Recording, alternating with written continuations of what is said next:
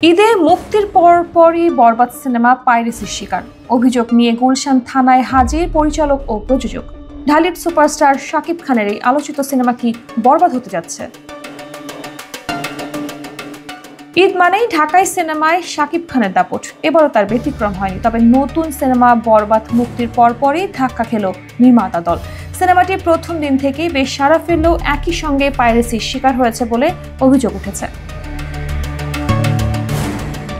এই ঘটনায় ১ এপ্রিল সিনেমাটির পরিচালক মেহেদী হাসান হৃদয় ও প্রযোজক শাহরিন আক্তার সুমি অভিযোগ আনতে গুলশান থানায় যান। পরিচালক বলেন, দেশের ১২০টি হলে বরবাদ চলছে, কিন্তু কিছু জায়গা থেকে পাইরেসি হয়েছে। আমরা এখনই আইনি ব্যবস্থা নিচ্ছি।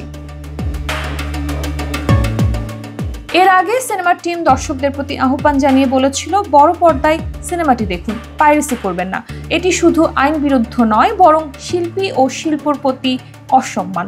তবে বাস্তবতা হলো, সিনেমার একাধিক পাইরেসি ক্লিপ ইতোমধ্যে সামাজিক মাধ্যমে ছড়িয়ে পড়েছে। নির্মাতারা স্পষ্ট জানিয়েছে, পাইরেসি বন্ধে দ্রুত আইনানুগ ব্যবস্থা নেওয়া হবে এবং দায়ীদের বিরুদ্ধে কঠোর ব্যবস্থা গ্রহণ করা হবে। সিনেমাটি নির্মাণে বহু মানুষের পরিশ্রম জড়িত, তাই নির্মাতা প্রযোজকরা দর্শকদের অনুরোধ করেছেন, আসুন আমরা দায়িত্বশীল দর্শক হই এবং পাইরেসি থেকে বিরত থাকি।